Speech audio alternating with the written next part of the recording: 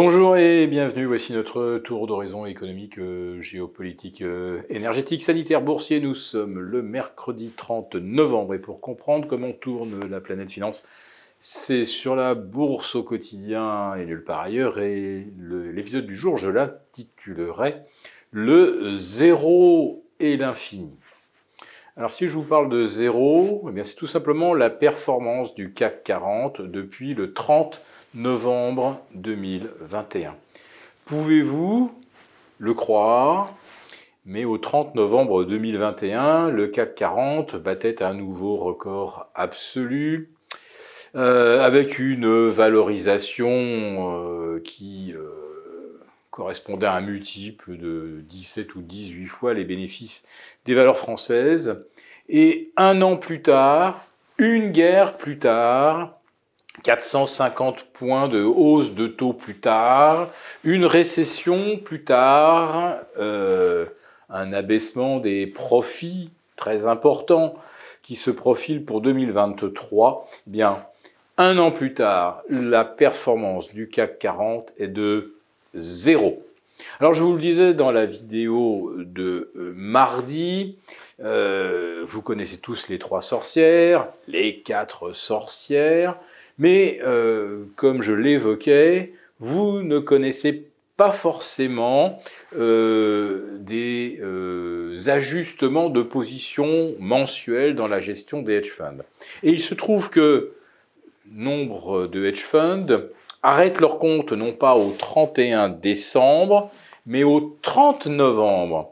Et là, vous comprenez peut-être un petit peu mieux comment les indices ont pu être manipulés à ce point, comment le DAX a pu reprendre 23% sur ses planchers de début octobre, comment le CAC 40 a pu en reprendre 18, 10 et quelques fractions au mois d'octobre, et près de 8 au mois de novembre, même si aujourd'hui, quand vous regardez les performances, on vous indique que c'est autour de 7, en fait, c'est bien 8%. Alors, pour que le CAC 40 soit exactement à 0 par rapport au 30 novembre 2021, il suffit qu'il termine à 6722. Voilà. Autrement dit, c'est un tout petit coup d'algo et le CAC 40 finira donc cette période de 12 mois sans gain ni perte. On vous aurait dit ça en déroulant ce que je vous ai exposé, guerre, hausse de taux, récession, baisse des bénéfices. Vous auriez dit c'est totalement impossible.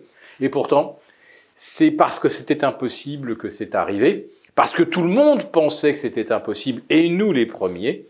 Tout le monde était donc vendeur ou couvert, et plus la remontée semblait complètement invraisemblable et surréaliste, plus il y avait d'opérateurs à plumer en les faisant retourner leur position, renoncer à leur couverture, etc. Je vous ai parlé donc du zéro, maintenant passons à l'infini.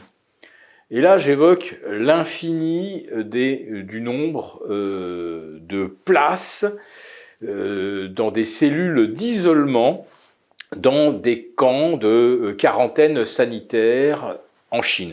Je vous ai parlé de camps de 50 000, 75 000, 100 000 personnes, mais j'ai découvert hier un reportage sur un camp de quarantaine à Guangzhou, donc c'est une grande mégalopole chinoise de plus de 20 millions d'habitants. Et là, ce camp d'isolement serait de 245 000 places. Jamais dans l'histoire de l'humanité, un aussi grand camp d'isolement n'a jamais vu le jour. Et je vous parle bien d'un camp d'isolement individuel. 140 000 lits médicalisés pour ceux qui auraient un vague Covid et 110 000 lits pour des gens contrôlés juste positifs, mais complètement asymptomatiques.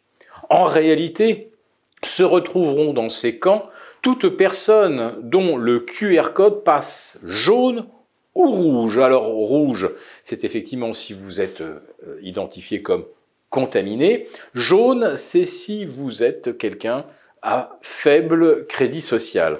Autrement dit, vous allez vous retrouver à l'isolement pendant 10 ou 12 jours, sans possibilité de communiquer avec qui que ce soit, puisque la nourriture vous est délivrée par des espèces de trappes, comme dans les prisons de haute sécurité, sauf que là, ce sont des trappes en plus de ça, qui présentent des niveaux de sécurité sanitaire. Et la personne qui vous le livre est une espèce de petit scaphandrier avec lequel vous n'aurez jamais aucune interaction. Donc, imaginez-vous pendant 10 ou 12 jours, isolé, ne pouvant parler à personne, probablement avec les téléphones portables brouillés pour ne pas non plus correspondre avec sa famille. Imaginez psychologiquement ce que vous subissez. Vous vous retrouvez isolé pour aucune raison, simplement parce que lors d'un test PCR, ça s'est passé à positif, alors que probablement un deuxième test vous aurait rendu négatif. Ou alors le code jaune du mauvais citoyen. Si vous avez des 240 000 places et à plusieurs endroits différents autour de Guangzhou, Shanghai, Pékin, cela signifie que des millions, des dizaines de millions de Chinois vont faire l'expérience d'être rien face à un État qui est tout. Et je pense que c'est cette expérience d'isolement qui doit procéder d'un plan qui n'a strictement rien de sanitaire, mais qui est là donc pour faire prendre conscience à chaque citoyen chinois qu'il est totalement insignifiant et que finalement retourner au travail est une véritable bénédiction pour lui, sa famille et le pays. Sauf qu'on ne peut pas vivre en partant tous les matins au travail et se dire que le soir on sera peut-être dans un camp d'isolement. Psychologiquement, ça risque de fracasser les Chinois. Et j'ai beaucoup de mal à croire que ce pays, qui a cru énormément en adoptant quelque part le modèle occidental de la réussite, de l'enrichissement, j'ai du mal à penser que ce pays va tenir le coup. Donc lui aussi, je le verrais bien tendre vers zéro en termes de croissance, zéro en termes d'espoir, et surtout zéro en termes de fécondité et de natalité. Si cette vidéo vous a plu, n'hésitez pas à nous mettre un pouce. À très bientôt.